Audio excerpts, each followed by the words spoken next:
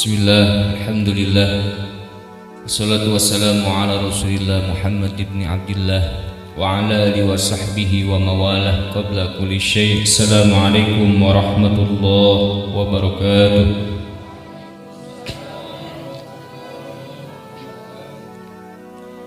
Alhamdulillah, puji syukur kehadirat Allah Subhanahu wa taala.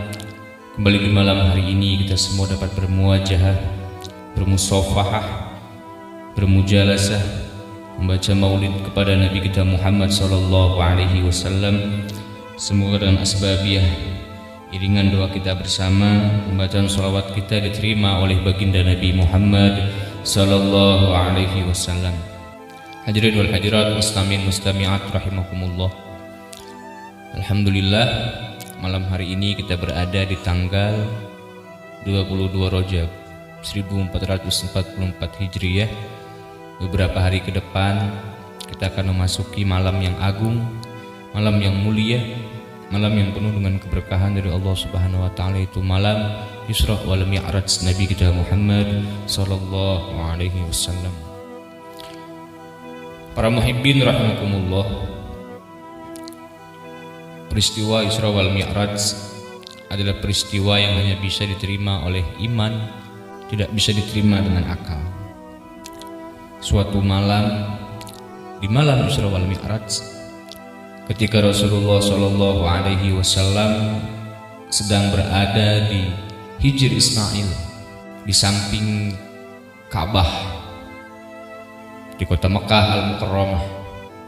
Pada malam itu, baginda Nabi kita Muhammad sallallahu alaihi wasallam didampingi oleh paman beliau Sayyidina Hamzah dan sepupu beliau yang bernama Sayyidina Ja'far bin Abu Thalib sedang tidur-tiduran bersantai di Hijr Ismail.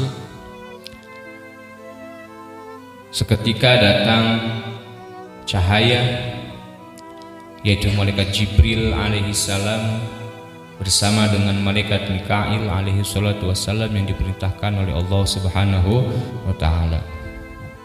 Diperintahkan dua malaikat berpangkat tinggi ini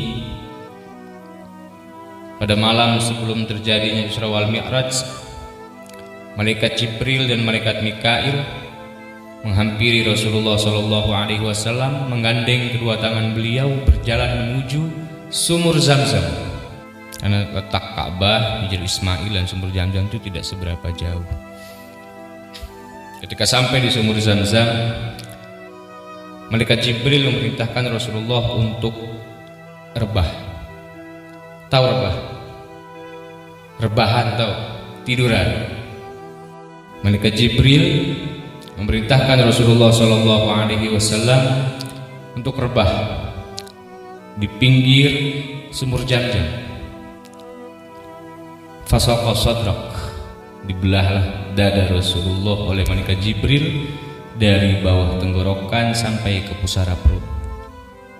Ajaibnya, pembedahan itu tidak sedikit pun mengeluarkan darah, karena ini operasi mukjizat, bukan operasi di rumah sakit, bukan operasi dokter, tapi operasi mukjizat.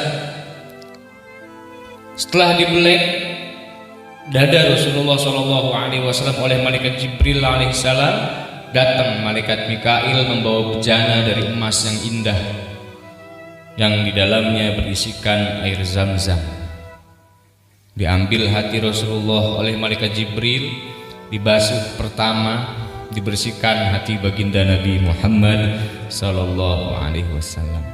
Ingat, ini adalah peristiwa Isra wal Mi'raj, yang dimana sebelum Rasulullah sallallahu alaihi wasallam menghadap ke Hadratullah, menghadap kepada Allah, bersihkan hati. Ini pelajaran dan iktibar untuk kita. Ketika kalian ingin menghadap kepada Allah, hatinya dibersihkan. Ketika ingin menghadap Allah, sholat, baca Quran, silaturahmi, thalabul ilmi, harus niat karena Allah. Bersihkan dulu. Sebagaimana peristiwa Isra wal Mi'raj, sebelum Rasulullah sallallahu alaihi wasallam naik ke langit ketujuh, dada beliau dibelek, hati beliau diambil oleh malaikat Jibril, dibasuh atau dicuci dengan air Zam-Zam. Basuhan yang pertama isyarat untuk kita bersihkan hati ketika ingin menghadap kepada Allah. Basuhan yang kedua, dalam hati Rasulullah dimasukkan iman. Di basuhan yang ketiga, hati Rasulullah diberikan ilmu. Ada berapa basuhan? 3. Pensucian hati, kekuatan iman, ilmu atau hikmah. Karena dengan bersihnya hati, kuatnya iman, banyaknya ilmu, segala macam ibadah sampai kepada Allah Subhanahu wa ta'ala. Tanpa 3 bekal itu, apapun amalan ibadah kalian jangan harap sampai ke hadapan Allah. Suksesnya Rasulullah menghadap Allah ketika Isra wal Mi'raj dikarenakan hati Rasulullah jauh dari segala macam penyakit. Itu yang pertama. Keteguhan iman Rasulullah, kekuatan iman Rasulullah, pondasi imannya Rasulullah kuat. Sampai digoda kanan kiri, yang kata malaikat Jibril sebelah kanan itu dunia, ya, yang sebelah kiri itu godaannya wanita. Rasulullah tetap dengan kokoh keimanannya menghadap kepada Allah, tidak tergoda sedikit pun dengan wanita dan dunia ketika peristiwa Isra wal Mi'raj. Kita kegoda sholatnya sama dagang, Rasulullah. Sholatnya, kerjaannya tergoda sama perempuan. Kalau ibadah kalian mau diterima di hadapan Allah, pakai 3: bersihkan hati, kuatin iman, perbanyak ilmu. Kan ketika naik Isra Mi'raj itu Rasul digoda sama nenek-nenek, cuman Rasulullah nggak menoleh, langsung aja jalan cuman sama Jibril. Bril itu siapa? Bril itu dunia ya Rasulullah. Untung kau tidak menengok. Kalau kau menengok, seluruh umatmu hubud dunia. Untung engkau tidak menyapa panggilan si nenek-nenek tadi. Kalau engkau menyapa panggilan nenek-nenek tadi, seluruh umatmu cinta dunia. Jadi ulama, para kiai, para habaib, para masyayikh yang gak cinta sama dunia, itu berkah dari tidak menengoknya Rasul kepada nenek-nenek ketika peristiwa Isra wal Mi'raj. Berarti mungkin nama Abu Yawase, nama Habib Umar bin Muhammad bin Salim bin Hafiz, nama Habib Munzir bin Fuad al-Musawa yang dibuat oleh Allah tidak cinta dunia, nama-nama mereka sudah ada di daftar para umat Nabi Muhammad Sallallahu Alaihi Wasallam. Karena Rasul nggak mau, kata Jibril, kalau nengok seluruh umatmu wahai Rasul cinta sama dunia. Makanya nggak semua umat Rasul cinta dunia, mau Bang Niki nggak semua. Di dalam majelis ini ada berapa orang kita? Ada berapa puluh orang? Ada beberapa yang sangat cinta dunia, ada yang biasa ada yang biasa aja, ada yang nggak doyan sama sekali sama dunia. Beda-beda kita macam-macam nih. Banyak gambaran di Isra Mi'raj itu. Perempuan apalagi, harta tahta wanita itu godaan orang dekat sama Tuhan tuh. Suksesnya Isra Mi'rajnya Rasul kepada Allah, suksesnya Rasulullah Shallallahu Alaihi Wasallam Mi'raj dari langit 1, 2, 3, 4, 5, 6, 7 Rabbah Sidratul Muntaha, itu karena hanya dengan 3 hal: hati yang bersih, iman yang kokoh, ilmu yang banyak. Makanya Rasul bersabda, as-salatu mi'rajul mu'minin. Salat itu mi'rajnya orang mukmin. Hadis itu banyak tertera dalam kitab Ihya Ulumuddin karangan Al-Imam Ghazali rahimahullah. As-salatu mi'rajul mu'minin, as-salatu munajatur rabbi, as-salatu rahimur rabbi. Salat itu tangganya orang mukmin kepada Allah. Salat itu tempatnya berdoanya seorang hamba kepada Allah. Salat itu tempat silaturahminya seorang hamba kepada Allah. Jadi kalau kamu mau banyak silaturahmi sama Allah, perbanyak sujud. Rahimahibin rahimakumullah, hadirin wal hadirat, muslimin mustami'at rahimakumullah. Di dalam kitab Ihya Ulumuddin, Al-Imam Ghazali rahimahullahu ta'ala menceritakan sebuah kisah. Ada seorang pemuda, seorang hamba Allah yang ahli ibadah, ahli puasa, ahli baca Quran, ahli zikir, ahli sholawat. Dalam kitab Ihya Ulumuddin itu, Imam Ghazali rahimahullahu ta'ala menuliskan seorang hamba Allah yang soleh, rajin ibadahnya, Baca selawatnya dawam istiqomah. Baca Qur'annya nggak pernah lepas, 1 minggu khatam Qur'an 30 juz per setiap minggu, berarti sebulan 4 kali khatam. Luar biasa. Ketika dia beramal, dibawa amal itu kepada malaikat menuju kepada Allah, kan melewati langit pertama, kedua, ketiga, keempat, kelima, keenam, ketujuh, dan seterusnya. Nggak bisa langsung ke Allah. Amal ibadah kita itu nggak bisa langsung menuju kepada Allah illa bisaum, kecuali puasa. Kalau puasa, fa innali ana ajzi bih. Puasa untukku kata Allah, dan ganjarannya aku yang langsung memberikan pahala. Beda sama sholat. Kalau sholat melalui perantara malaikat, pahalanya Bang Niki. Sedekah melalui perantara malaikat. Zakat melalui perantara malaikat. Baca Quran melalui perantara malaikat. Illa bisyam, kecuali dengan puasa. Kalau puasa, pahalanya langsung menuju kepada Allah. Karena puasa pakai riya boleh kan ya? Puasa pakai sombong itu boleh. Beda sama sholat. Kalau sholat nggak boleh pakai riya. Ibadah, satu jenis ibadah yang boleh pakai sombong, puasa. Contoh, lagi puasa Rajab. Ada orang ngajak berantem, bilang gini, ana shaim. Sombong nggak? Iya kan? Gue lagi puasa dan ngajak gue berantem. Kalau mau berantem tunggu habis maghrib. Ya, karena puasa itu milik Allah, punya Allah, dan pahalanya hanya Allah yang ganjar. Tapi kalau sholat, sedekah, zakat, baca Quran, itu melalui malaikat tahapannya. Nah, Imam Al-Ghazali dalam kitab Ihya Ulumuddin menjelaskan, seseorang pemuda yang rajin beribadah kepada Allah, ketika pahalanya dibawa untuk menuju kepada Allah melalui langit pertama, stop. Woi malaikat, apa yang kau bawa? Ini pahalanya si fulan. Ini pahala puasa 2 karung hari ini. Ini pahala sholat hari ini 3 karung. Pahala baca Quran hari ini 3 karung nih orang ini nih. Pengen saya bawa ke hadiratullah. Pengen saya bawa ke hadirat Allah. Apa kata malaikat penjaga pintu pertama? Lemparkan amal itu kepada yang punya. Kaget dong. Lemparkan semua amal ini kepada pemiliknya, karena orang ini sebelum melaksanakan ibadah, orang ini semasa di luar sholat selalu menggibah sesama muslim, selalu menyebarkan aib kejelekan sesama muslim. Nauzubillahimin. Langit pertama Bang Niki ditolak ibadah sholatnya. Ya Allah, nggak naik kedua aja enggak, baru langit pertama. Baru langit pertama malaikat menolak untuk pahala itu dibawa ke hadirat Allah. Yang tadi bilang suksesnya Rasulullah menghadap kepada Allah hanya dengan membersihkan hati, iman yang kuat, ilmu yang banyak.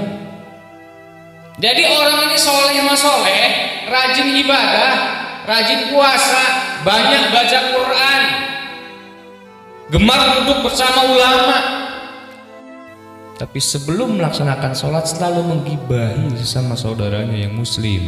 Alhamdulillah, ditolak. Mau katanya dia ngajinya kitab Fathul Mu'in, Ya Ulumuddin, Nihayatul Zain, ditolak sama Allah. Cuman lantaran suka gibah. Jadi sebelum kamu orang mau menghamba kepada Allah, perbaiki dulu kesehariannya. Introspeksi diri kalian. Ini Rajab nih. Nggak sebegitunya Rasulullah naik tahap ke tahap kepada Allah, nggak langsung gitu. Ada kisah, ada cerita yang buat kita belajar untuk lebih baik. Akibat orang sering menggibahi orang itu biasanya tertanam kebencian dalam hatinya, sehingga berakar kebencian itu gibah yang muncul. Yang akibat gibah, ketika kalian membicarakan kejelekan orang lain, membuat hati kalian menjadi benci kepada orang itu gibah namanya. Paham? Paham nggak? Jadi bedain ya, mana gibah yang halal, mana gibah yang haram. Itu yang pertama. Orang yang rajin ibadah kepada Allah tapi pelaksanaan kehidupan sehari-harinya selalu menggibah sesama muslim, ditolak pahalanya di langit pertama. Langit yang kedua sama. Ada seorang hamba Allah yang rajin sholat, rajin ibadah, alim lah, mana-mana pakai siwak, mau wudhu pakai siwak, tasbih segede alaim gambreng, pakai sorban, pakai jubah, ibadah, sholat ya Allah. Pahalanya mau dibawa. Langit pertama lolos semua, selamat orang ini nggak pernah gibah, mulutnya nggak bau bangke. Karena orang gibah itu memakan daging saudaranya Langit yang pertama, hamba yang kedua ini lolos dari penjagaan langit pertama karena nggak pernah gibah, nggak pernah ngomongin kejelekan orang. Yang diomongin bagus-bagusnya aja nih orang nih. Langit kedua di stop. Weh, stop malaikat, apa yang kau bawa? Ini amalnya si A, amalnya si Fulan bin Fulan. Pulangin amal itu, lemparkan ke muka yang punya amal. Ya Allah, udah. Langit kedua di stop, dipulangin. Nggak naik ke langit ketiga. Karena ibadahnya di dalam kitab Ihya Ulumuddin, malaikat penjaga langit pintu kedua mengatakan orang ini ibadah kepada Allah menggunakan sombong, ngerasa paling suci, ngerasa paling benar, ngerasa paling ahli sorga, ngerasa paling takwa. Ya Allah, was, hati-hati, karena penyakit santri itu cuma dua, ujub, hasud. Penyakit santri itu cuma dua, ujub, hasud. Hasud itu ngejelekin majelis lain demi membaguskan majelisnya. Ujub itu ngerasa kamu orang itu ahli takwa. Nah, santri itu Imam Abu Hasan As-Sazili rahimahullah ta'ala dalam kitab Thariqah As-Saziliyah, beliau mengatakan santri macam dua, kiai macam dua penyakitnya, ujub, hasud. Pasti ada tuh di santri ini. Lepas kamu orang dari masyayikh, lepas kamu orang dari kesana dan keguruan, bakal lebih berakar ujub sama hasudnya karena nggak ada bimbingan rohaniyah. Kalau punya guru, kalau ada guru, awas hati-hati, jangan lalai, awas hati-hati, jangan kebablasan, awas hati-hati, jangan lupa. Kalau nggak ada guru ya bebas terbang kemana saja, sampai pada akhirnya kebebasan adalah sebuah kutukan. Karena sombong doang tuh. Di langit yang ketiga, sama. Ada orang soleh, rajin ibadah, rajin sholat. Langit pertama dia lolos, nggak pernah gibah. Langit kedua pun lolos karena ibadahnya pakai tawadhu dan tadarruk kepada Allah. Di langit ketiga, disetop lagi sama malaikat dan disuruh untuk memulangkan pahalanya kepada pemiliknya. Karena iradatul hayatid dunya, ibadahnya cuma mengharapkan dunia. Ngaji mau dibayar, baca sholawat mau dibayar, ceramah cuma mau dibayar, main hadroh cuma mau dibayar. Awas kamu orang, langit ketiga pahala kamu orang dibuang oleh malaikat, nggak dihadapkan kepada Allah. Baca Quran cuma mau dibilang orang alim, mau sholat kalau dikasih duit sama orang tua, mau sholat mau ngaji kalau dikasih duit sama orang tua. Ibadahnya iradatul hayatid dunya, ibadahnya hanya mengharap kehidupan dunia, cuma pengen kaya. Baca sholawat ngarepin punya mobil baru, baca sholawat ngarepin biar punya rumah baru, baca sholawat biar kebeli apa yang diinginkan. Orang-orang yang semacam ini pahalanya hanya sampai langit ketiga. Jadi itu langit pertama, kedua, ketiga. Ada berapa langit? 7, sisa 4 insya Allah malam Selasa depan. Langit yang pertama pahala ibadahnya orang yang suka menggibah, membuka aib sesama muslim tidak akan pernah diterima oleh Allah. Yang kedua, di langit yang kedua pahalanya orang beribadah yang selalu ada kesombongan ketika ibadah, nggak akan diterima oleh Allah. Yang ketiga, orang yang ibadah hanya mengharapkan duniawi, maka pahalanya pun tidak akan diterima oleh Allah Subhanahu wa ta'ala. Wallahu a'lam bishawab. Ala hadhihi wa likulli sholiyah wa ila hadratin nabiyina Muhammadin sallallahu alaihi wasallam wa alihi wa ashabihi wa alihi wa azwajihi wa dzurriyyatihi wa lil baitil kiramil Fatihah. A'udzu billahi minasyaitonir rajim. Bismillahirrahmanirrahim. Alhamdulillahi rabbil alamin arrahmanir rahim maliki yaumiddin. Iyyaka na'budu wa iyyaka nasta'in. Ihdinas siratal mustaqim. Siratal ladzina an'amta 'alaihim ghairil maghdubi 'alaihim waladdallin. اللهم بارك لنا في رجب وشعبان وبلغنا رمضان وسلمنا رمضان اللهم اغفر لأمة سيدنا محمد اللهم ارحم أمة سيدنا محمد اللهم أصلح أمة سيدنا محمد اللهم اصبر واستر أمة سيدنا محمد اللهم فرجا لأمة سيدنا ومولانا محمد صلى الله عليه وسلم ربنا آتنا في الدنيا حسنة وفي الآخرة حسنة وقنا عذاب النار وصلى الله على سيدنا محمد النبي الأمي وعلى آله وصحبه أجمعين بفضل سبحان ربك رب العزة عما يصفون والسلام على المرسلين والحمد لله رب العالمين يا أرحم الراحمين يا أرحم الراحمين